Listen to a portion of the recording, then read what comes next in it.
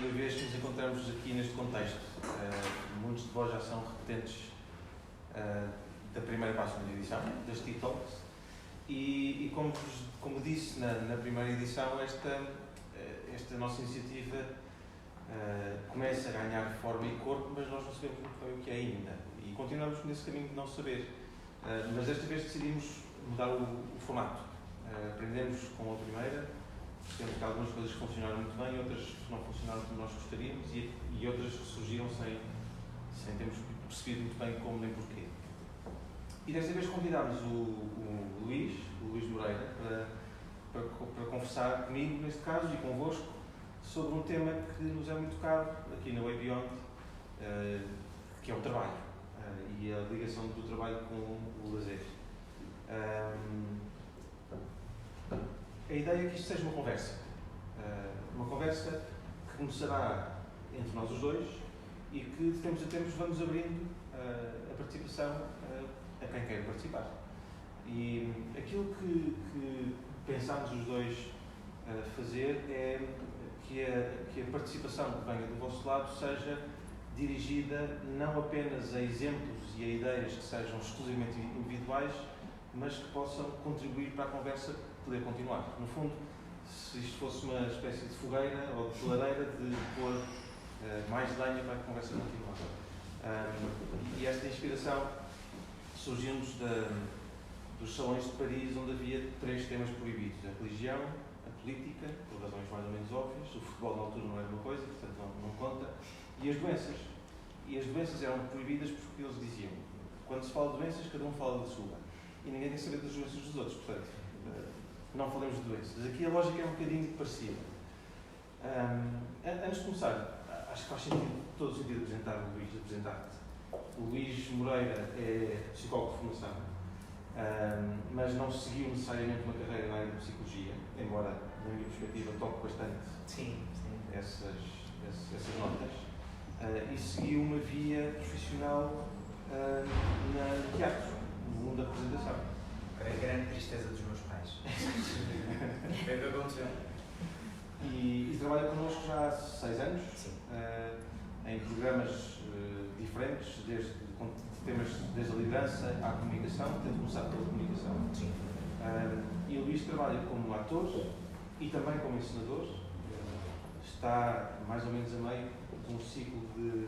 Precisamente a meio de um ciclo de peças de Shakespeare, em que, e é uma das coisas que mais aprecio neste trabalho do Luís, é que ele mantém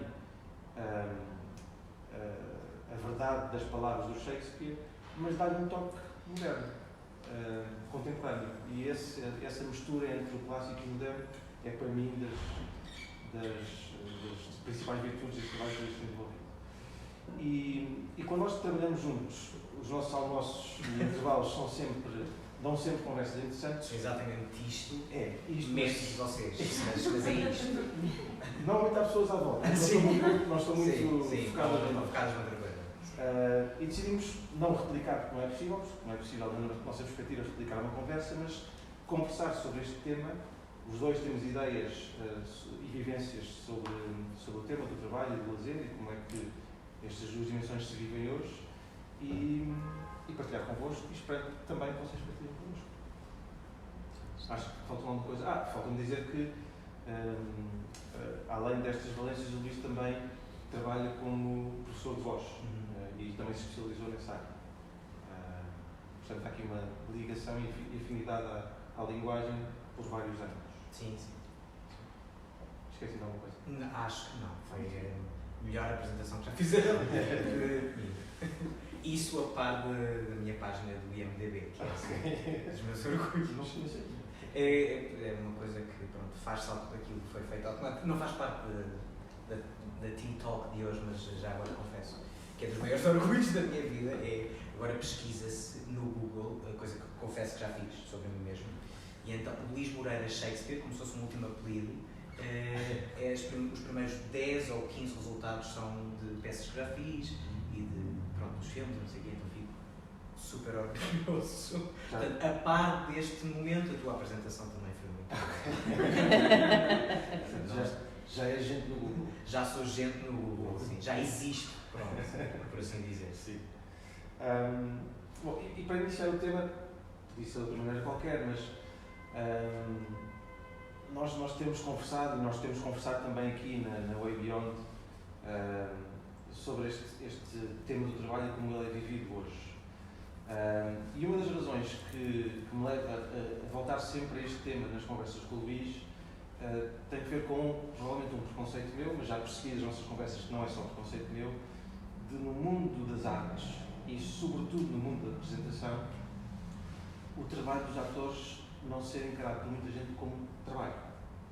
São pessoas que têm jeito para estudar quando querem e para fazer rir os outros e para fazer coisas com o corpo, que se reúnem e fazem uma peça de vez em quando. O que contrasta muito com a ideia do trabalho, por exemplo, nas empresas, das pessoas irem para o seu trabalho e ali terem um conjunto de regras explícitas, outras implícitas, sobre o que é permitido e o que não é permitido. Como se aos atores e às atrizes e aos ensinadores que trabalham no mundo das artes e da representação não houvesse também um conjunto de regras, procedimentos e de muito trabalho nos bastidores envolvidos.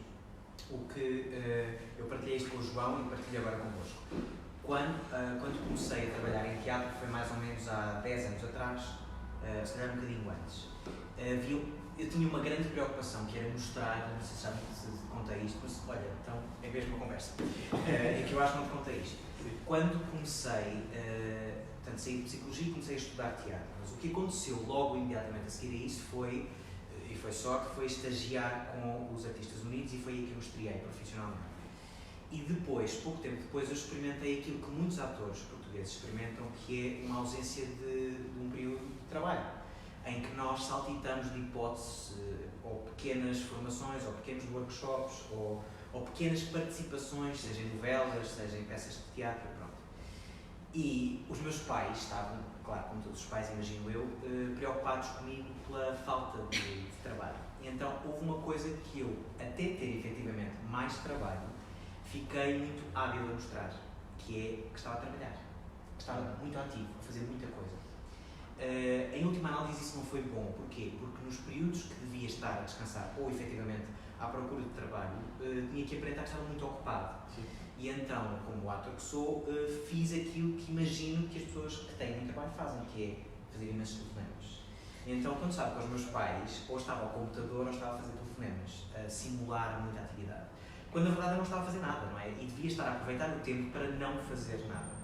E então lembro-me que uma vez liguei uma amiga minha e nós íamos fazer uma peça só daí a 6 meses. Estava uma coisa combinada, mas o processo nem sequer tinha iniciado ainda. E eu ligo-lhe para falar ativamente sobre o assunto, ao que ela me responde naturalmente: Luís, isso só vai acontecer daqui a 6 meses, quer dizer, porque é que me estás a ligar? E era porque eu estava a frente dos meus pais. Eu tinha que aparentar estar a fazer muita coisa. Pronto.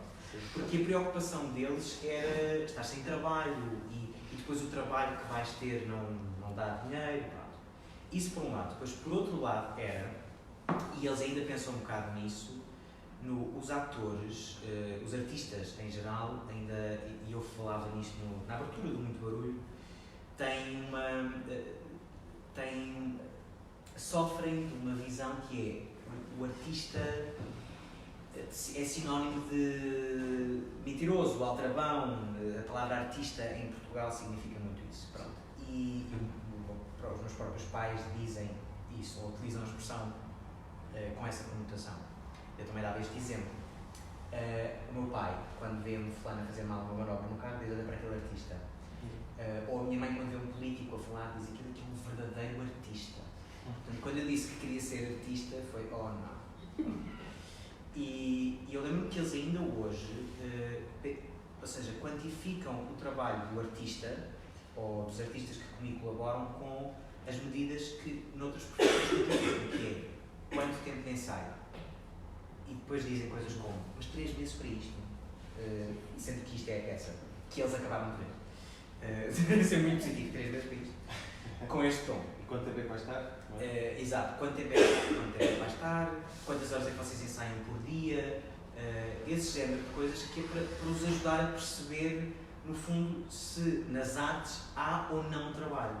Porque aquilo que ainda hoje eu sinto que está muito associado é: se eu posso fazer isto nos tempos livres, então não é trabalho, mesmo que o faça profissionalmente. E a fronteira pode estar em recebes por isso ou não recebes por isso, dedicas a maior parte do teu tempo a isso ou não, quer dizer, pronto, há aqui imensas questões, ou imensos pontos da mesma questão, mas aquilo que é fundamental é, apesar de trabalhar profissionalmente nisso, eles continuam a achar que é uma coisa que eu podia fazer como hobby, nos tempos livres, e que ser psicólogo seria mais credibilizante, mais válido. Ainda hoje vê isso. E até mesmo as próprias pessoas que trabalham no teatro têm que se desdobrar em vários trabalhos, não só por questões financeiras, mas porque não são vistos como credíveis. O artista português não é credível se só fizer a sua arte. Tem que fazer mais coisas, tem que ser o seu próprio CEO e CFO e por aí fora.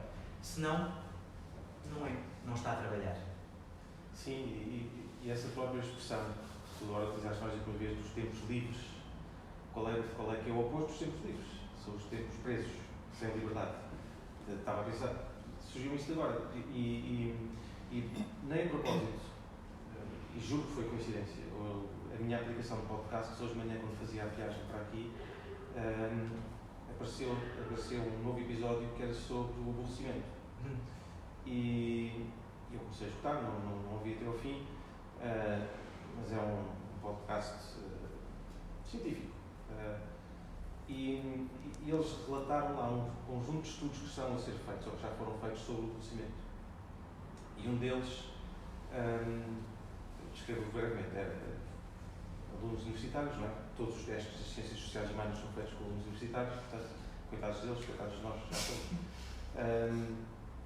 O teste era simples. Dividiram o grupo em dois. A uns alunos disseram: damos $2,5 se passares 5 minutos aqui nesta sala quieto, sem fazer nada. Ou podes ocupar esses 5 minutos a fazer puzzles matemáticos e de palavras e não recebes nada. E o resultado foi muito mais pessoas que preferiam estar a fazer os puzzles do que estar 5 minutos sem fazer nada. Claro.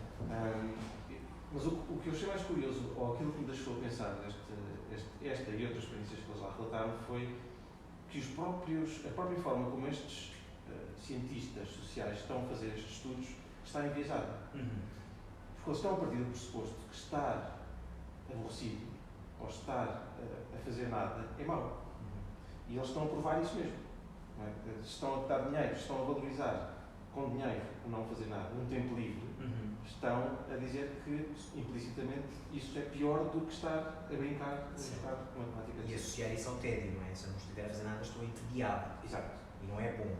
Daí aquilo que eu noto no mundo das organizações, que é uma obsessão com a ocupação, mais do que a obsessão, a valorização da ocupação, como tu dizias. Não é? Há pessoas que fazem gala em dizer: como é que tu estás? Estou por aqui. Claro. Já não consigo ter buracos na agenda e tu, quando ouves alguma coisa deste género, pensas: este tipo deve ser bom, ou esta tipo deve ser boa. Sim. Se não tem tempo para nada, deve ser bom. Ontem à noite estava a jantar com um grupo de amigos, isto é verdade, e eles estavam a discutir entre eles, e a discussão pressupõe que alguns queriam ganhar, e eu escusei dessa discussão, que era quem é que saía mais tarde do trabalho. Juro que isto é verdade, juro. Era quem é que saía mais tarde, como sendo sinónimo, obviamente, de eu trabalho mais, eu sou mais trabalhador, ou sou melhor trabalhador, nesse sentido. E juro que estavam mesmo a discutir, ou seja, que era uma coisa quase agressiva. E o meu namorado estava nessa discussão, e o irmão gêmeo, eles discutem muito. É assim uma dinâmica deles, pronto. E aos gritos mesmo, e a medir a hora que acordavam. Sim. Ou seja, não, tu não te levantas da cama antes das 9 da manhã ou das 8 da manhã. E isso era sinónimo de que um era calão, portanto, que não fazia nada. Outras das coisas que eles também disseram foi, e que é comum, eu já assisti, eu tenho amigos que dizem isto ao fim de semana, e eu acho que também numa altura em que entrei em burnout também disse, que foi o fim de semana passou a correr. Sinto que não o aproveitei. Não aproveitei nada ao fim de semana, porque passou a correr. E agora penso que é estúpido, porque, quer dizer, isso é significado que eu aproveitei de facto o fim de semana, porque ele passou, não é? Porque se eu tivesse a preenchê-lo com atividades e atacar o fim de semana como um ataque ao trabalho, não é? Então se calhar não estava propriamente a descansar ou a aproveitar o tempo livre ou a fazer aquilo que é suposto. Um dos comentários que mais ouvi por parte dos meus amigos e da minha família foi quando fiz a transição, que foi uma coisa natural, que às vezes acontece com alguns atores que gostam de ver a coisa de fora e têm uma perspectiva global dos espetáculos ou das séries ou do objeto artístico que estão a trabalhar. Passam de atores para encenadores, ou de atores para argumentistas ou produtores, por aí fora. Então uma das coisas que aconteceu foi que me disseram, a propósito de uma peça que eu estava a fazer, os meus amigos disseram, vou ver que estás em cena. E eu disse, não, eu encenei a peça. Então só encenaste. Só encenar. E depois comecei a pensar, o que este só quer dizer? E então lembro-me que quando era miúdo, e estava no carro com o meu pai passava pelas obras e fazia sempre o mesmo comentário. Sempre, que é típico. 3 a trabalhar e 1 a ver. Exato. Não está a fazer nada. E depois havia um comentário racista por trás disto, mas é escusado dizer. Mas 3 ali a trabalhar e 1 não está a fazer nada. E agora eu sinto-me super solidário com o que está. Muitas vezes o encenador está a fazer isso. Está a fazer exatamente isso. É interpretado como não está a fazer nada. E então dizem, quem me dera ter o teu trabalho, tu sentas-te, os atores é que vão fazer as coisas, tu sentas-te e não estás a fazer nada. Estás a deixá-los fazer. Eu penso, às vezes é preciso de facto uma pessoa estar de fora a ver se há alguma coisa que está mal, ou a ver os outros que estão a fazer a geneira. Agora eu penso assim, se calhar aquele desgraçado que está a ser interpretado por toda a gente que está a passar na rua, como aquele não está a fazer nada, os outros é que estão a trabalhar, se calhar ele também está em uma função diferente. Nós quase que temos uma visão preconceituosa do trabalho. Se a pessoa não parecer estressada, ou pela ponta dos cabelos, como tu estavas a dizer, então não faz nada.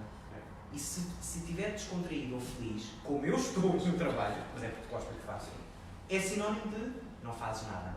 Sim. Não és bom trabalhador.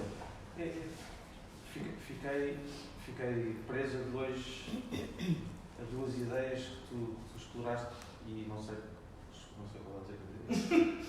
Mas uma delas é esta, não é? E isso fez-me lembrar uma coisa que eu escrevi há uns tempos, em que colocava numa situação exatamente como essa. Imaginem que chega a uma sala onde está uma equipa a trabalhar. Sim, que está. E há um que está a ler um livro, ou está a olhar para a janela. E tipicamente quando faço a pergunta, o que é que esta cena representa para vocês? O que é que vos surge desta cena? Surgem sempre comentários como, é o chefe, ou é o filho do chefe, ou é o preguiçoso que não faz nada. Mas porquê é que ler não é trabalhar? Porquê é que estar a contemplar, seja o que for, e a refletir sobre algo não é trabalhar também? Sobretudo na forma como o trabalho hoje está organizado. O trabalho hoje, grande parte do trabalho hoje é intelectual ou artístico, não é trabalho manual e a tendência é para isso vir a desaparecer com o tempo e com as evoluções tecnológicas e tudo mais. Portanto, sim, eu reconheço o mesmo preconceito em muitos outros contextos. A outra ideia que tu tocaste, que era esta do aproveitar o fim de semana. De certa forma, esse foi o mote que nos levou a trazer este tema para esta nossa conversa, que é o trabalho e o lazer hoje são como água e azeite, não se misturam. Aliás, parece que está tudo organizado para não se misturarem mesmo. As semanas têm 5 dias, depois nós temos 2 descansos, para recuperar energias para voltar a trabalhar. Os contratos de trabalho exigem que as pessoas tenham 20 e não sei quantos dias de férias.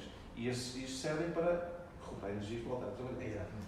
Mas em termos de proporção, nós estamos tão habituados a trabalhar e a cingirmos pelas regras do trabalho, que depois encaramos o fim de semana e as férias, que seriam os tempos de lazer, com estratégias que utilizamos no mundo do trabalho, ou quando estamos a trabalhar. Eu tenho que programar o meu tempo para aproveitar as férias. O fim de semana é um intervalo entre trabalho. Ou então tenho que ocupar tudo. Claro. Porque tenho que estar com a família, com os amigos, tenho que ver o filme, tenho que ver a peça, tenho que ler, não sei o quê.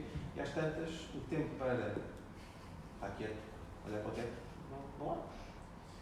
E o tempo de lazer, há uns bons séculos atrás, incluía também não fazer nada, ou fazer nada. estar quieto. Ou conversar, sem ter um propósito. Escutar os outros, só porque sim. Poder construir uma coisa qualquer para ver se funciona ou não funciona. E hoje há sempre esta necessidade de um propósito. Eu discuti sobre isso. O papel mais difícil que todos os atores, e eu já passei por isso, é estar em cena e não fazer nada. Exato. Ou não ter nada para estar lá, estar só lá. E toda a gente diz, é o papel.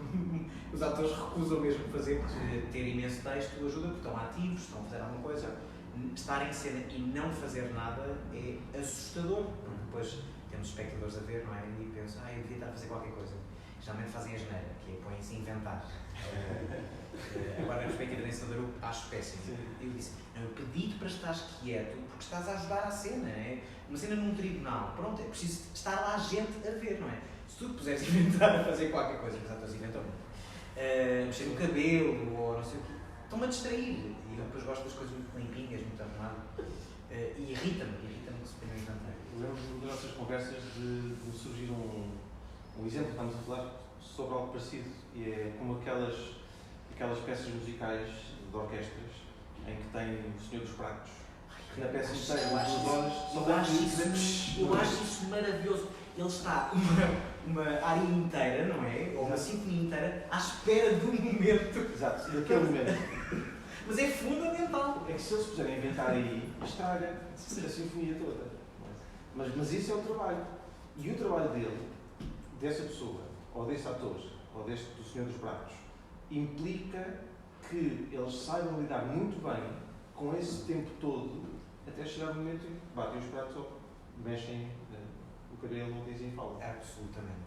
E eu conheci uma atriz que também estava nessa peça dos Artistas Unidos, que tinha uma fala para dizer. Era a morte de Danton, e era numa parte que era uma discussão enorme entre o Danton e o Robespierre, dois atores monstruosos a fazer isto, que era o Miguel Borges e o Pedro Gil.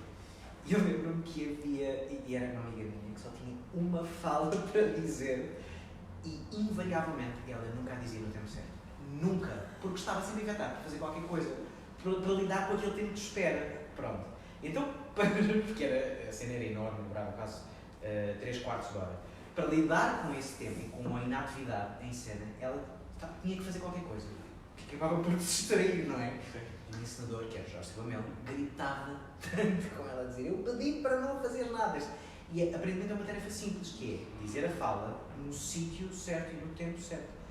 O problema era só uma. Não é? Exato. Antes de passar para. Há pouco vocês estavam a comentar entre vocês qualquer coisa, mas isto não é uma apresentação. Portanto, se quiserem partilhar connosco qualquer coisa, por favor. Não, eu estava a comentar que eu teria dificuldade em trabalhar até ficar com os cabelos. Percebo. Não falta deles Mas ainda os tem. Preserve o que ainda os tem. Mas agora acrescento aqui uma coisa, que é, segundo fontes históricas, parece que o mundo começou mesmo com 6 dias de trabalho e depois é que o grande arquiteto descansou. Não sei se vocês não estão a fazer coisas contrárias à ordem natural do mundo. Pois, é possível. Um dos exemplos de uma coisa contrária à ordem natural é o sono, por exemplo. Não sei se vocês sabem, mas antigamente, isto está estudado, agora não consigo reproduzir exatamente aonde, mas eu li isto. Antigamente nós tínhamos 2 ciclos de sono.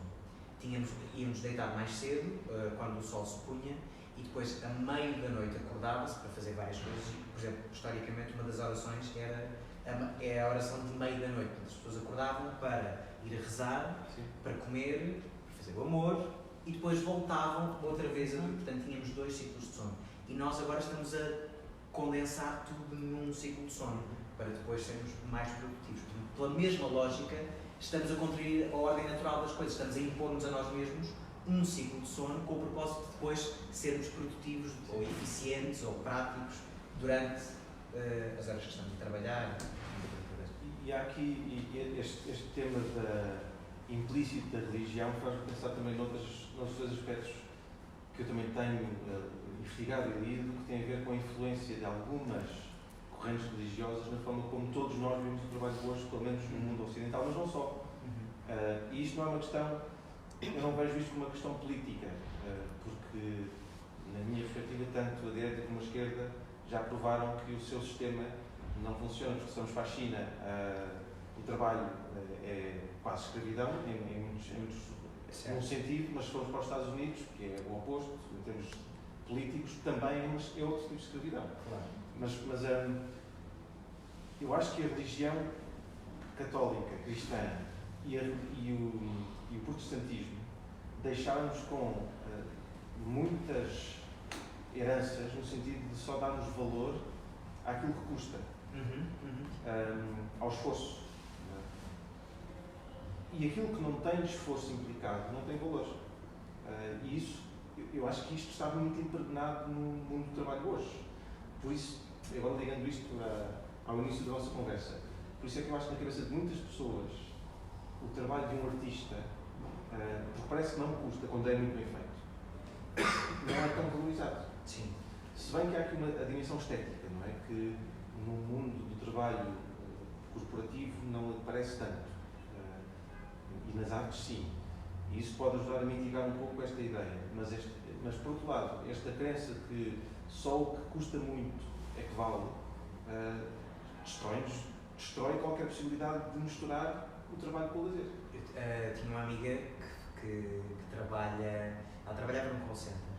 Na altura foi ver um espetáculo e no final do espetáculo disse assim: eu sei que vocês, quando dizia vocês artistas, passam muitas dificuldades, sobretudo os artistas jovens, emergentes, que não têm apoios e financiamento para fazer as peças. Ela disse: mas eu gostava também que no meu trabalho tivesse a mesma recepção que tu tiveste agora. Tiveste um aplauso de pé. Eu adorava dizer assim: pronto, então terminei o meu turno, até amanhã. E que os meus colegas se levantassem a aplaudir: bravo! Diz! És maravilhosa! Que ela não tem isso. Que ela vai dizer: é um disparate. Pronto, eu fartei-me de rir com aquilo e dizer: mas eu acho que as pessoas deviam ter isso também. Entreguei este relatório a tempo: bravo! Uma salva de palmas! O próprio Ricardo Pereira tem uma rábula qualquer nesse sentido. Porque é que a criança Cristiano Ronaldo, quando está num estádio cheio com 60 mil pessoas, recebe o gol, e o Manuel das Finanças, quando consegue carimbar aquelas coisas todas, não vai dizer bravo! Fantástico!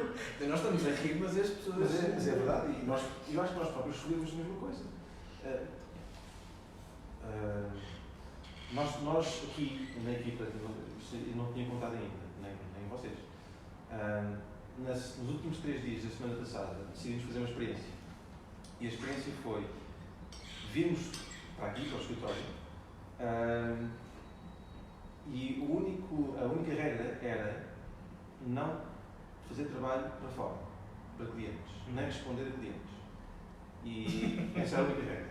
Okay. Durante 3 dias. Durante 3 dias? 3 dias. Vocês fizeram o mesmo? Somos cheios de dinheiro.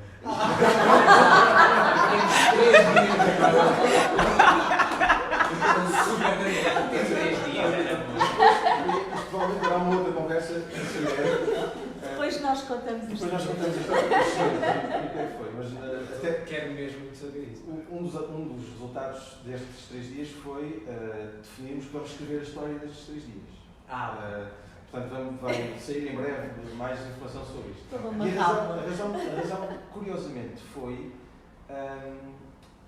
quase oposta a essa de estarmos cheios de dinheiro. Foi de procurarmos com intenção e de forma voluntária não darmos importância àquilo que normalmente damos importância. Por exemplo, o tempo faturado. E então forçámos-nos a ter 3 dias em que tínhamos que dar importância a outra coisa qualquer que não fosse o tempo e o dinheiro e o trabalho que nos dariam dinheiro. Claro. E não foi fácil. Por exemplo. Não foi nada fácil. Gerirmos isto enquanto equipe. E eu próprio que pensei, eu vou propor isto. Eu próprio me debati ao longo desses 3 dias com ideias como, de repente, não estamos a ser produtivos o suficiente. Não é sobre produtividade, é sobre outra coisa. Mas é que os artistas têm exatamente a mesma preocupação. Eu lembro-me que, quando comecei a trabalhar em teatro, o tempo de ensaios era de 8 horas, 8, 9 horas, por aí. E dependia muito de companhia e dos encenadores. E lembro-me que o Jorge Silva Melo se opunha veemente contra as 8 horas e dizia só ensaiamos 4 horas, é óbvio que são ao longo de 3 meses ou 4 meses, mas são só 4 horas. E ele dizia, ou seja, e a preocupação era sempre a mesma, que é, estas 4 horas serão mais produtivas do que as 8.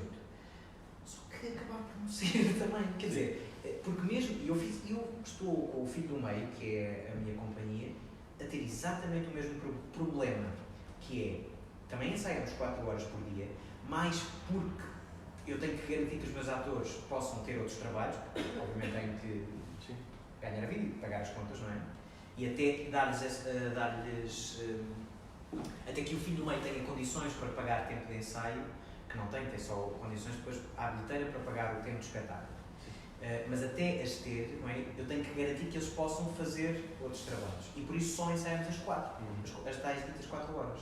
Só que até mesmo as 4 horas não são produtivas. Ou seja, dessas 4 horas, se calhar 3 são, ou há dias em que se calhar são só 2, ou uma. A diferença é, nenhum de nós pune o outro ou a si mesmo por causa disso. Já aconteceu ensaios em que nós estamos 2 horas ou 1 hora de volta de uma cena. Quando eu digo ou uma cena, ou uma parte do texto, ou uma frase, ou um movimento. Essas horas, no meu entender, foram super rentáveis. Porque se resolveu ali uma questão. Portanto, eu próprio depois também tenho que lhes dar o exemplo de dizer, por favor, não tentem ter a preocupação de cheguei às 4 da tarde, são 4h30, ainda não fizemos nada, ainda não começámos a ensaiar, ainda não aquecemos, quer dizer, estamos atrasados. Essa sensação de não estou a ser produtivo, essa preocupação, não é? Não estou a ser produtivo, não estou a fazer nada quando devia estar a fazer. É uma visão que eu tento contrariar, porque depois também não lhes dá espaço a eles para, em última análise, fazer aquilo que eu quero que eles façam, que é criar. E eu acho que só dá para fazer isso se eles forem livres, até mesmo livres na sua própria gestão do tempo. Tu escreveste, partilha, por favor, aquela história para mim é hilariante, da tarefa que te mandaram fazer. Sim, por favor, isso é maravilhoso. Sim. Do que eu me recordo, e é que isto foi mesmo a sério, foi na vida anterior, tinham pedido para fazer um documento qualquer. E eu percebi, ou melhor, quando comecei percebi que a iria concluir muito mais cedo do que o prazo que me tinham indicado. E assim o fiz a tarefa, despreocupei-me, e na altura a pessoa que estava a coordenar apanhou-me a ler uma coisa qualquer, que até era a sua empresa onde eu trabalhava, e ela disse: o que é que estás a fazer? Já devia estar a fazer já fiz.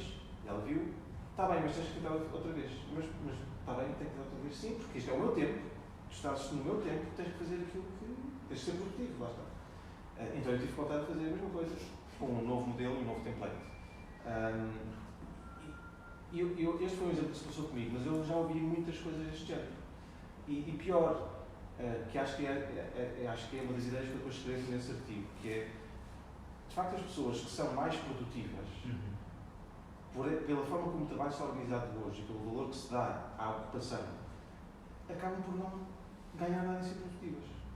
Porque às tantas, se eu fizer mais rápido o trabalho e depois tenho que arranjar mais alguma coisa para o tempo que fico em excesso ou livre, e se alguém me vai estar a controlar porque eu não estou a fazer nada de útil ou de produtivo, então eu vou ser menos produtivo. Claro. Vou fazer as coisas mais devagar, vou adiar, vou procrastinar para conseguir cumprir naquele prazo. E se calhar depois fico estressado porque calculo mal o tempo e depois o prazo está a acabar e ainda há muito mais coisas para fazer naquele lugar. Pelo menos a mim acontece. Posso trazer uma visão um bocadinho mais realista, economicista da coisa. Eu sou economista e estudei que o tempo o fator humano é um fator de produtividade. E se nós olharmos, por exemplo, para a agricultura, para nós conseguirmos ter os tomates a €1 o quilo, está exatamente contabilizado quantas horas tem que ir para aquele tomate. Se tiver lá alguém parado a olhar para o nada ou não fazer nada, o tomate vai ficar automaticamente mais caro e se calhar não vai ter escoamento. É a mesma coisa, sabes, estamos a fazer obras, a empresa que está a fazer obras estimou o tempo, o chefe saía, as pessoas não faziam nada, as obras não acabaram, a empresa foi à falência. Portanto, eu acho que os exemplos que estamos a dar aqui são muito específicos de uma área da sociedade que é criativa e quando se está a falar de criatividade é preciso esse tempo que não está a fazer nada, mas no fundo está, porque o cérebro continua a trabalhar. E nas corporações, não sendo criativo, muitas das corporações não são eficientes, ou seja, começam a crescer, e eu também já trabalhei numa empresa muito grande que funcionava tudo na mesma com metade das pessoas, mas quando tem políticas internas, etc., e depois as pessoas vão ficando, ou não podem sair. Mas se formos digamos quase para a economia prática das coisas, das obras, uma agricultura, um canalizador, um mecânico, aquilo está contabilizado, se a pessoa estiver parada vai à falência. Portanto, eu não sei se não é assim tão simples a questão de não fazer nada, e eu próprio que tenho uma empresa de consultoria, eu sei que se não vender X das horas produtivas das pessoas, não vou ter suficiente para pagar às pessoas. Ou seja, é um bocadinho relativo essa questão do perder tempo é importante. Sim. Eu fiz aqui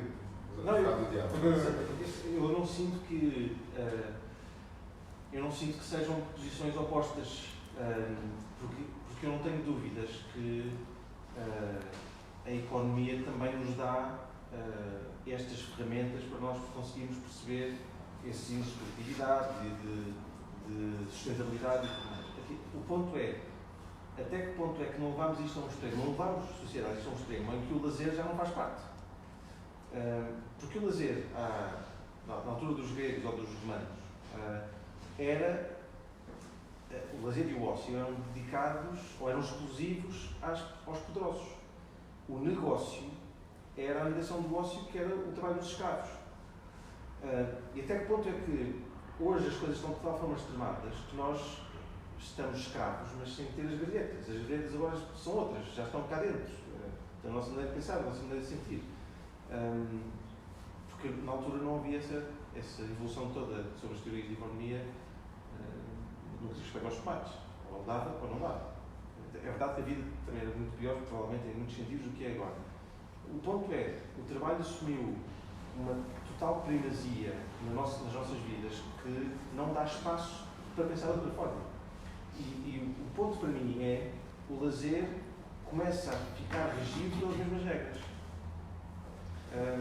Mesmo que não seja faturável, mesmo que não contribua, porque eu vou ter direito às minhas férias, porque trabalhei para isso. Lá está. Eu posso contrapor. Antes da Revolução Industrial não havia lazer. E não havia lazer porque tínhamos de estar sempre a trabalhar, porque o trabalho era a vida e a vida era o trabalho, e vai um bocadinho na questão da agricultura. E a maior parte da sociedade trabalhava no campo e fazia a sua própria alimentação e vivia disso. A questão é que o trabalho não era mau, ou seja, a vida era o trabalho e eu tinha que trabalhar para sobreviver, etc. E naquela altura, se eu não, na época que a árvore dava maçãs, se eu não as apanhasse e estivesse na praia, se calhar ia morrer no inverno porque não tinha comida suficiente. Estou a exagerar um bocadinho, mas se calhar em alguns países seria mesmo assim, principalmente os do norte. E portanto, o lazer só veio porque a qualidade do trabalho se deteriorou. Mas a eficiência, a produtividade estava lá antigamente da mesma forma como estava cá hoje em dia. E isso aí é estudado também em termos de teoria económica, etc. Porque é que o Império Romano teve a riqueza teve, por causa também das pessoas que conseguia controlar, dos escravos, etc. Se não os tivesse, não chegava ao ponto onde estava. Eu concordo contigo, mas também não nos podemos esquecer que mesmo nessas épocas o lazer existia, que era só para alguns. Havia quem não trabalhasse, quem não precisasse, porque tinha muito dinheiro, ou era da nobreza, por exemplo, a burguesia surge muito associada ao movimento protestante, que tinha como lema o trabalho libertar-te-á. Portanto, eu percebo e concordo com esse ponto, mas o meu ponto continua a ser o mesmo, que é o trabalho está de tal forma, há um autor que fala disso, que é o trabalho total. Nós vivemos na era do trabalho total, que é diferente dessa era de que estavas a falar, do outro tipo de trabalho total. Agora, nós não conseguimos pensar sem ser através do paradigma do trabalho. Já não dá. É a teoria deste autor, um alemão. E é isso que me preocupa. E depois acho graça, sem graça nenhuma, às empresas hoje terem puffs, jogos de macaquinhos, coisas de ping-pong e as happy hours e as casual Fridays, etc. Para como se esses elementos fossem elementos de lazer que são introduzidos no local de trabalho, ou no mundo de trabalho. Não são, na minha perspectiva, mas posso estar errado, são distrações.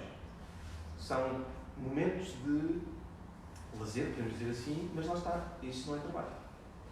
Mas porquê que não é? Porque é que isto não pode ser trabalho? Porque é que não podemos viver mais como se vivia antes da Revolução Industrial, mas agora com todos os benefícios que a evolução nos trouxe? Tecnológica, científica, social, etc. E eu não tenho resposta para essas, se eu tivesse já não estava aqui, provavelmente. Mas eu também, quer dizer, eu sei, Havia ali mais umas. Eu tenho uma série de coisas que não estou de acordo. Não estou contra tudo, mas há algumas coisas.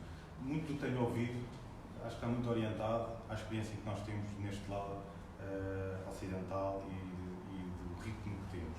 Quando nos afastamos um bocado desta experiência e nos aproximamos de experiências mais do Oriente, vemos que o dia e a experiência e o ócio são umas coisas que estão presentes. Estão presentes que muitas vezes, durante o dia, durante o trabalho, há pausas que são lazer. Muitas vezes é que estão no âmbito do trabalho, mas são pausas. As pessoas estão a trabalhar com outro conforto. Eu recordo-me ter entrado num departamento de finanças e as pessoas estavam todas descalças. E eu percebi que aquilo era o bem-estar das pessoas. Faziam pausas, tomavam chá lá dentro. E não era isso que as deixavam menos produtivas ou mais produtivas. Provavelmente ao final do dia elas eram mais produtivas, porque aquilo era um contexto de trabalho, era uma cultura. E estamos muitas vezes a basear-nos numa orientação e numa cultura que temos aqui. E jogamos muito em atrasar só 2.000 anos, 3.000 anos ou 4.000 anos e ver o que é que acontecia. Mas vemos que muito desse tempo para agora são repetições dos 7 dias que há bocado falávamos, muitas vezes se dividia-se em 6 mais 1, ou 7 contínuo para muitos, 5 mais 2 mais recentemente, mas foram muito impostos por uma prática do esforço físico. Pois havia uma franja muito ínfima que poderia gozar de outra forma. Muitas vezes tinham um lazer contínuo e continuado e não produziam mesmo nada, até eram improdutivos, criavam muita entropia no sistema, mas os outros eram um esforço físico. Hoje temos uma dificuldade neste mundo perceber o que é o esforço não físico. E aqui que falavas dos metaquilhos, há culturas, há muitas que são impostas porque os outros fazem, mas há uma corrente já significativa, portanto há uma massa de trabalhadores que só procuram empresas dessas e há onde se preencher, portanto estamos a falar de milhares de postos de trabalho aqui só em Lisboa, em que até o cão pode ir para o trabalho. Portanto, há empresas que têm 3, 4 cães, passearem entre eles e os cães não se bem, porque o trabalhador está mais bem aconchegado e produz. Mas quando vem essas partes do lazer, e nós temos um bocado essa filosofia em algumas das empresas que temos, não conseguimos implementar em todas, porque nem todos os trabalhos dão para isso, em que reservamos praticamente 20% do tempo, que se traduz num dia da semana, para não fazermos muito. E normalmente evitamos marcar reuniões, evitamos isto, mas só para descomprimir um bocado e sairmos da rotina. E elas não se tornam improdutivas, tornam-se produtivas. Porquê? Saímos um bocado do esquema da transparência, se quisermos utilizar termos aqui deste ambiente, e muitas vezes quebramos algumas rotinas que fazemos, já se tornaram improdutivas, e aquele tempo que faz-nos desligar tornou-se produtivo. Mas nós relaxamos naquele tempo, temos conversas, temos lazer, temos ali coisas que não fazemos nos outros tempos, e quando fazemos essa ponte, faz-nos, se calhar, muitas vezes mais humanos. Eu percebo isso, mas aquilo que me continua a fazer comichão e urticária é só, por exemplo, a quantidade de vezes que tu repetiste a palavra produtividade e produtivo. Esta obsessão com a produtividade para mim não encaixa na minha definição de lazer. Lazer, ou o aborrecimento ou o tédio, no extremo, é não ter a produtividade como meta. Porque quando, por exemplo, quando eu ouço aquela frase, pessoas felizes produzem mais, para mim a tónica não está no felizes, está no produzir mais. Claro. E é isso. Porquê que não podem produzir mais felicidade? Tudo bem, mas Isto é uma questão de objetivo. É uma questão de objetivo. Exatamente. Sim, mas pode-se traduzir, mas o termo de produtividade também pode ser ao contrário. Eu estar bem preparado, eu tenho alguns amigos, eu estou nesse grupo, em que 15 dias antes de ir para férias, começo a preparar as minhas férias, mas as minhas férias no trabalho, que é, começo a fazer coisas muito práticas no trabalho, para que, quando entre em férias, entre de férias. Mas para produzir muito em férias, é produzir o quê? Produzir um bem-estar, que eu me preocupo nisso. Uma das coisas é acordar cedo para gozar bem as férias, acordar cedo para gozar bem os Nós estamos aqui à procura de dar respostas a estes temas, porque, como eu disse, não os tenho, e penso que daquilo que nós somos grandes também não os temos. Não quero, e acho que o Luís também não, mas falarás por ti, dizer-lhes o que é suposto, o que é melhor, porque eu não sei, sinceramente. Eu, quando falo destas coisas, falo de exemplos concretos que vivi, e só há pouco, só toquei, não falei do burnout, quando entrei mesmo numa espiral de que ainda estou a sair dela, de um custo muito grande que foi ter fritado a cabeça. E que eu digo isto assim meio irónico, meio a brincar, mas não é propriamente uma brincadeira, é uma coisa muito séria, um preço muito alto a pagar. E estou a assistir agora a uma namorada acontecer exatamente a mesma coisa. Mas eu não procuro que nesta conversa tenha a posição arrogante de definir, ou de convosco definir o que é que deve ser trabalho e o que é que deve ser lazer, porque eu acho que isso me punha a mim e a ti e a todos nós numa posição bastante estúpida. Não é de todo isso que nós estamos aqui a fazer. Mas estamos a levantar pontos que eu acho, e todos nós levantamos pontos que eu acho que são absolutamente fundamentais, e ainda que tenhamos objetivos diferentes com eles, estamos a falar exatamente da mesma coisa, que é esta divisão entre o que é que nós consideramos trabalho e o que é que nós consideramos lazer. E se temos que pôr isto num ponto, estamos em 2019, estamos em Lisboa, estamos em Portugal. Certamente, no outro lado do mundo, noutro tempo, terão a mesma conversa e que chegarão ou a nenhuma conclusão ou a conclusões completamente diferentes. O que é que com as experiências que nós temos uns dos outros, podemos tirar partido disso, podemos aprender uns com os outros, podemos ajudar-nos uns aos outros.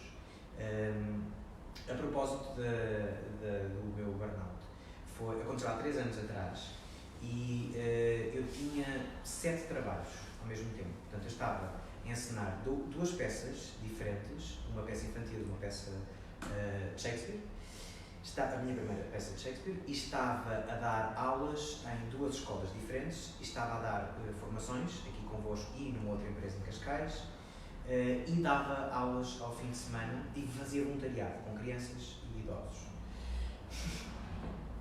O que é que aconteceu? Aconteceu que eu tinha exatamente a mesma preocupação que a maior parte de nós temos, que é eu tenho que pagar as contas, eu tenho que sobreviver, não é? E gostava de comprar algum conforto, o que significa que não quero e conforto é ir ao supermercado e não ter receio de se o meu cartão vai funcionar ou não, coisa que já me aconteceu com bastante frequência. Portanto, eu já considero isso um conforto, que é poder passar o cartão e estar seguro que as compras vêm para a minha casa. Mas eu estava muito preocupado com isso e estava a falar numa altura em que não eram propriamente trabalhos precários, ainda que seja na área das artes, e já ia com 7 anos de trabalho. Mas eu precisava daqueles trabalhos todos e queria crescer, e queria melhorar, e queria ser o mais produtivo possível, portanto, tudo pontos que nós temos em comum. O problema era que, nos tempos em que eu estava a descansar, eu sentia-me culpado por não estar a trabalhar. E o stress foi-se acumulando. A dada altura, eu fui parar ao hospital e fui hospitalizado porque durante 3 dias me esqueci-me de beber água. Estava completamente desidratado. E fui para o hospital. E depois tive um problema de saúde, um vírus que entra com os intestinos, porque obviamente tinha as defesas muito baixas. E o médico, o gastroenterologista, disse: ok, Luís, então agora vai ter de ir para casa, vai ter de descansar. Não vou. Não posso. Quer dizer, não há hipótese, não tenho essa hipótese. Eu disse, pronto, ok, Luís, não sei se está a perceber. Isto não é uma sugestão, é uma obrigação. Tenho o dever de descansar. Tenho de ir, sob pena de, quando entrar no hospital, já não é para ir a soro, é para ser operado, ou uma outra coisa mais grave. E mesmo assim, aquilo não me apitou. E depois eu lembro-me que fui dar uma formação e avisei as pessoas com quem eu estava a dar a formação que eu estou mal, estou muito doente, estou muito magro. Eles viram assustados, olhados para mim, a pensar, o que é que este homem tem? Porque estava um palito, estava assim, não é? E a dizer, estou mal dos intestinos, é provável que eu tenha que interromper a formação para ir à casa de banho, e então dei a formação durante o dia inteiro com um cacho de bananas. Porque qualquer coisa comia uma banana que eu não ia para a casa de banho, não é? Não, mas isto é verdade, isto chegou mesmo a acontecer. E eu lembro-me de pensar, ok, mais coisas que aconteceram a propósito disso.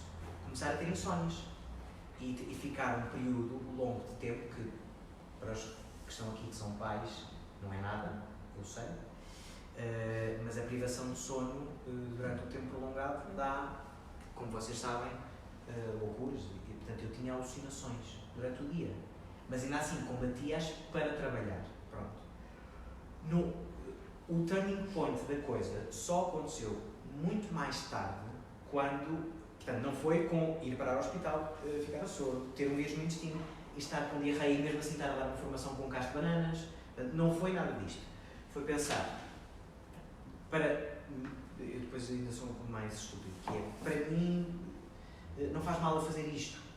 Quando comecei a namorar, pensei, faz mal à outra pessoa. E faz mal à futura família que eu vou querer construir. Porque é certo que estar a trabalhar mais significa que consigo reunir mais condições para poder mudar de casa, casar, ter filhos. Problema, que tipo de marido é que serei? Que tipo de pai é que eu vou ser? E como eu não estava a gostar do tipo de pessoa que estava a construir, cortei com algumas coisas e reduzi com algumas coisas. Agora aqui a questão é, nas artes, e sobretudo nas artes do espetáculo, nós não podemos cortar com muita coisa. Eu não posso ter o direito à desconexão. Não posso. Vou dar-vos um exemplo. Em janeiro deste ano, a minha avó faleceu. A minha avó morreu. E eu fui para Alenquer, para o velório e para o funeral. E no dia que eu enterrei a minha avó, às 9h30 da noite, eu tinha que estar em cena a fazer uma comédia. E foi a primeira vez que eu senti que os meus pais olharam para mim e perceberam, primeira vez, estou nisto há 10 anos, primeira vez que eu vi os meus pais olhar e perceber, é lixado. De facto é lixado. Porque nós estamos aqui em família, acabámos de enterrar a avó e vamos ficar aqui o dia todo. Mas tu tens que ir trabalhar. Tu não havia outra hipótese. Eu não tinha outra hipótese. Não dá. É justo, quer dizer, entrar pelas questões do é saudável, é normal, quer dizer, é por aí fora. Mas só para vos dar um exemplo paralelo com a minha profissão, a minha área, que é, nós muitas vezes não temos o direito a essa desconexão. E procurando, quando podemos ter, e se formos ostensivos no descanso, então somos burgueses. Burguês com adjetivo, não é? Como adjetivo. É um burguês, está a descansar. É estranho, por exemplo, ou está sem dinheiro. É estranho, por exemplo, nós ainda ter uma segunda para os meus pais. É estranhíssimo. Eu à segunda-feira não estar a trabalhar. Quando eu já lhes expliquei, ou estou há 10 anos a explicar que o fim de semana dos atores é segunda e terça. Porque nós trabalhamos de quarta a domingo. Mas ainda não entrou. Portanto, segunda-feira, porque o meu pai entra no escritório, se me liga às 9 da manhã e eu não lhe atendo, é porque sou um burguês que não faz nada. E mesmo isto que tu descreveste, esta tua experiência, e agora brincando um bocadinho com as questões orientais e ocidentais, um dos pontos mais orientais do mundo, que é o Japão, tem graves problemas as pessoas têm graves problemas derivados da sua relação com o trabalho. Eles têm coisas extremas, não é? Se têm bares só exclusivos a homens, os homens vão chorar depois do trabalho. Só para isto, mais nada. Servem um chazinho ou uma cerveja e eles vão para lá chorar. Para descomprimir tudo aquilo que têm. E é um país com uma tradição, eu não conheço, não faço tipo, mas com uma tradição religiosa, espiritual e filosófica oriental. Portanto, para mim a questão, lá está, é verdade que eu, por estar aqui, nós estamos aqui, somos os mais influenciados pelas ideias e ideologias deste lado do mundo. Mas o ponto que esse filósofo, que eu agora não me recordo o nome, aponta, e sendo ele ocidental, portanto também está enviesado, é que isto é um fenómeno transversal. É a forma como nós, seres humanos, estamos a viver o trabalho.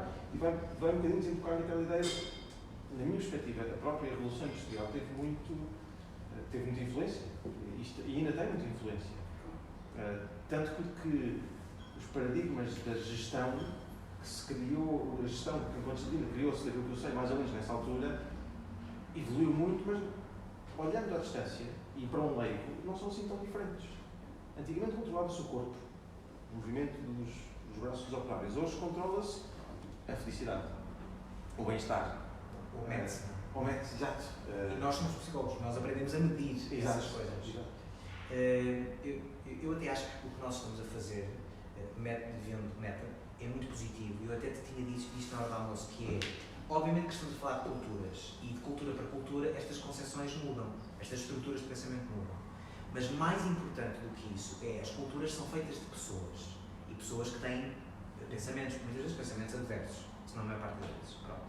E isso é positivo. Outra coisa que eu também acho positiva é reunir-nos todos numa sala e conversarmos sobre isso, como se fazia antigamente com as tertúlias, nas quais, feitas de pessoas com pensamentos adversos, nasceram movimentos artísticos que, por sua vez, eram movimentos socioeconómicos, que, por sua vez, eram movimentos estruturais da sociedade, com um tempo prolongado para que essas mudanças fossem efetivamente estruturais.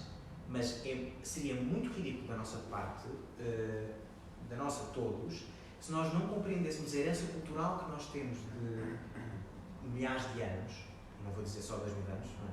2000 anos desde quê? Pronto, não é? Do JC. Exato, mas quer dizer, pronto, não é?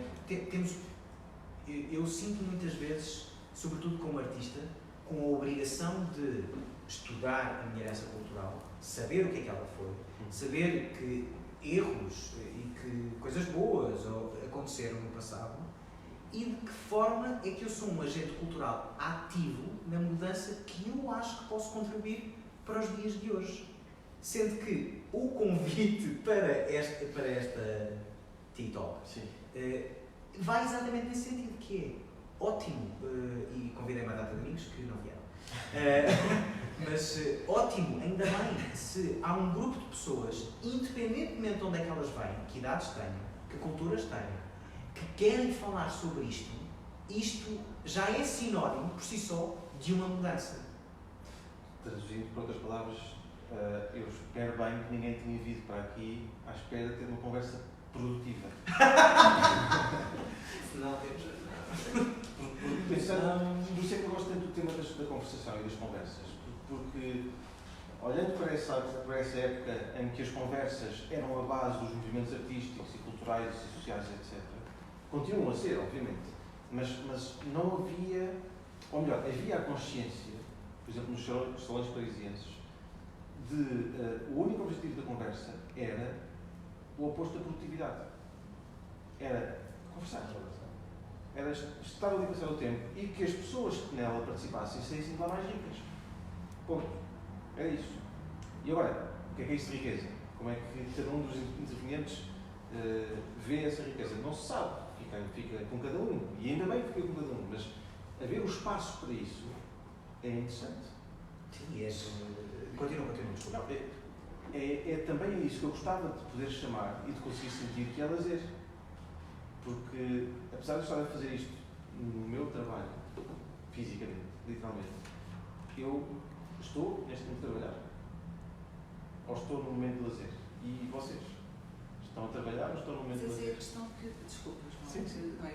Há medo de ouvir, não é? Que é quais são as definições que nós temos de trabalho e de lazer. Sim. E quando vos estava a ouvir, e a dada altura, se registrei bem, até no lazer atualmente, que nós temos que estruturar o tempo, não foram estas as palavras que foram ditas, e até que ponto temos então que aproveitar o fim de semana e colocarmos as coisas, e até que ponto é este parar, e a palavra que acho que utilizaste de ócio, até que ponto nós sabemos parar, não é? Também acho curioso que tenho ouvido muita palavra produtividade e produtivo, e até que ponto também qual é o nosso conceito do que é ser produtivo. Sim.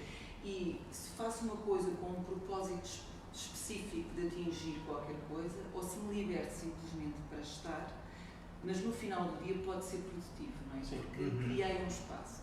Então achei curioso, espero que não tenham vindo com a expectativa que seja produtivo, que não quer dizer que não vá ser. Exato. E por isso é que eu devolvo, que é esta coisa dos conceitos, não é? O que é lazer, o que é trabalho, o que é ser produtivo. Sim. Não é? Uma das coisas que mais entra em conflito na minha área é muita gente considera que o ator não está a trabalhar porque se está a divertir. Se está a ter prazer naquilo que está a fazer, então não está a trabalhar. Pronto, parece que tem que sofrer. Porque eu acho que isso aqui é um elemento nuclear da ética do trabalho. Não é? Isso que a narrativa do Gênesis começa com um Deus que trabalha. Não é? E que até Deus só descansa depois de trabalhar. Sim. Não é? E de facto, a ética do trabalho, aquilo que eu, quando trabalhava no recrutamento, as pessoas mais antigas chamavam, passou com qualidades de trabalho. Não é? Certo.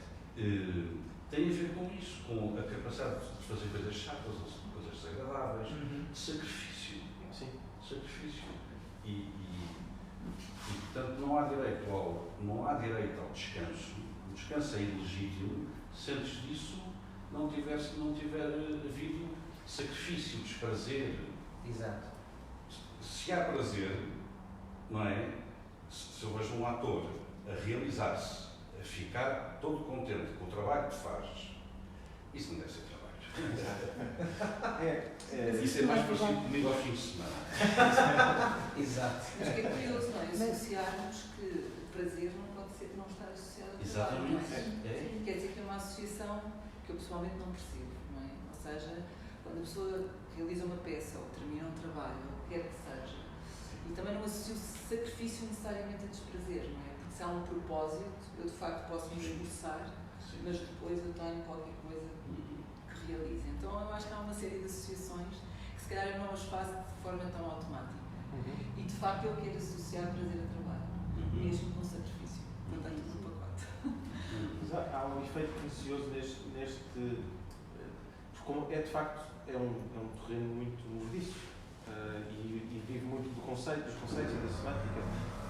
Eu também observo, por exemplo, no mundo do empreendedorismo, há muito aquela ideia de encontra uma coisa que gosta e vais ter que trabalhar para o resto da vida. Mas depois, quando nós vemos os exemplos dos empreendedores, vemos o oposto.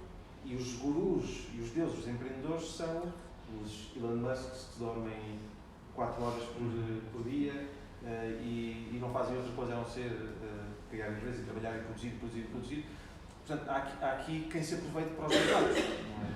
Sim, mas isso pode ser encarado por prazer por essas mesmas pessoas. Pode ser lazer, quer dizer, e por isso eu tenho alguma dificuldade em não perceber que se misture. Nós hoje, muitas vezes, e nós assistimos a isso junto dos nossos clientes, muitas pessoas nos dizem que as 8 horas do dia, ou as 7, ou o que for, são preenchidas com reuniões e depois as pessoas vão trabalhar. Muitas vezes dizemos isto. E aí há a tal relação do até que ponto é que há um equilíbrio certo ou ajustado nesta realidade. Mas não vejo que isso seja necessariamente, esta situação acho menos boa, mas eu não consigo separar necessariamente as duas coisas. Se eu estiver bem, se estiver a agradar, se eu estiver a fazer uma coisa que eu gosto, isso não implica que eu não tenha... Há trabalhos que têm uma simbiose das 24 horas e há outros que não. Eu estou numa fábrica e tive a responsabilidade durante muitos anos dentro da fábrica. As operárias, nós tínhamos vários níveis, as operárias tinham que fazer N peças por hora. E aquilo era medido por hora. E claro que entravam em produtividade. Os outros já não era tão frequente. Na engenharia, eu recordo-me quando estava na engenharia, havia assuntos que eu só os conseguia resolver no meio da noite, quando acordava e tocava. Mas está provado porque é que se consegue fazer isso, quando as complexidades são altas. Portanto, a simbiose no meu trabalho era diferente. Eu tinha que olhar para as pessoas da produção e eu cheguei uma vez, eu contava muitas vezes os meus fins de semana. Aí houve uma vez que vi uma tristeza imensa na pessoa. Segunda-feira disse: mas eu estou a contar uma coisa muito fixe e estou sempre a contar uma coisa muito fixe. E depois fui perceber porque é que a pessoa ficava triste. Ficava triste porque ela não conseguia alcançar aquela felicidade nos seus fins de semana. E eu estava a ver nos meus fins de semana que era um bocado a simbiose do meu trabalho, que eu tinha descoberto coisas muito fixes no fim de semana, tinha feito coisas muito fixes, mas ela não conseguia ter isto, não podia levar para casa as máquinas para produzir mais, e nem fazia sentido. E ela conseguia se desligar, eu não conseguia me desligar. Até percebi que eu curtia por não desligar, e ela tinha que desligar para curtir. E acho que nós muitas vezes estamos a tentar comparar coisas que não são comparáveis, os trabalhos são diferentes, contextos são diferentes, já uns têm amigos de trabalho, podem fazer lazer com os seus amigos, beber uma cerveja ao final do dia ou ao almoço, outros não, os amigos são... Há um estudo sobre os workaholics e basicamente o estudo diz que há dois tipos de workaholics, aqueles que gostam e aqueles que não gostam. Aqueles que gostam são aqueles que não se importam de estar a trabalhar todas as horas que estão acordados. E aqueles que não gostam são os que têm que fazer isso, ou que sentem que têm que fazer isso porque têm que pagar as contas, ou porque é obrigação, ou seja o que for. Eu não sou ninguém para dizer para um workaholic que gosta que ele está errado ou que ela está errada. Mas eu sei que eu não quero isso. Mas não quer dizer que eu esteja certo. Lá está. Mas, por outro lado, também me leva a pensar, como alguém que não quer ser nenhum dos tipos de workaholic, nem os que gostam, nem os que não gostam, que esse conceito só existe porque o conceito do trabalho moderno ocidental está como está. Exato. Mas é isso que eu estava a dizer há pouco em relação às quintas, ou trabalhar numa quinta, as pessoas não viam aquilo como trabalho ou era a vida. Exato. E até gosto da definição, às vezes, o work-life balance é o life-life balance. Ou seja, sim. Porque é que trabalho é mau ou bom, ou certo ou errado, ou dinheiro, é simplesmente viver. E se nós olharmos para o trabalho como parte da vida e não como um empecilho, não me deixa viver, aí é que começamos a sentir a infelicidade quando chega à segunda-feira ou a felicidade quando chega à sexta-feira. Estás a dar um exemplo. A minha sogra muitas vezes fala com os cotovelos, fala bem português. As minhas filhas vão ficar comigo. Mas ela depois tentou-se perceber porquê, que ela falava tanto. Ela vem do tempo em que se trabalhava no campo. E no campo ela dizia que se falava desde que saía de casa com a amiguinha, iam até lá, a trouxa, e era todo o dia a falar. Contavam tudo e mais uma coisa. Como é que se consegue falar tanto? Mas uma coisa é certa, eu vou daqui ao Algarve, calma. Isso é trabalho.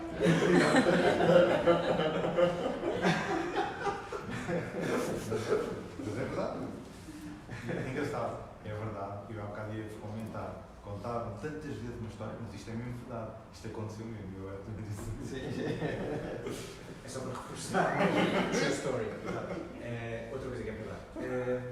Eu ainda hoje ouço, se me tiver a queixar de estar cansado ou de estar preocupado com alguma coisa que está relacionada com o trabalho, ouço comentários dos meus pais e de amigos que é quem corre por gosto não cansa. Portanto, quase como se eu não tivesse, como tenho prazer naquilo que faço e como de facto estou completamente de acordo contigo, achar que o trabalho é bom e o trabalho faz parte da vida, e eu acho ainda mais que sou abençoado de trabalhar numa profissão que não só escolhi, portanto tive liberdade para o fazer, como é parte integrante do prazer e bem-estar da minha vida.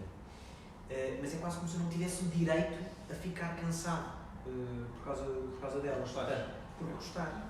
Porque gosto do que faço, não tenho o direito a estar cansado. Uma coisa que essa expressão eu utilizei durante muito tempo. Há uma coisa que quando nós nos especializamos um bocado no que gostamos, conseguimos ter isto. Que na meditação, portanto, são os sangues, são os grupos que falam sobre o tema. Isto é motivador. Do correr, portanto, quem gosta, quem corre por gosto não cansa. Quem corre por gosto não cansa. Houve uma coisa que fez-me estudar durante muito tempo, que é, normalmente essas pessoas têm mais tempo de flow mental. Têm muito mais tempo, entram mais vezes em flow mental. E o flow mental dá muito mais prazer. Liberta umas hormonas que dão muito mais prazer, e quem cria esse hábito, essa rotina, consegue se concentrar mais rápido, fica mais tempo sem ver o tempo a passar. Passaram-se 2 horas.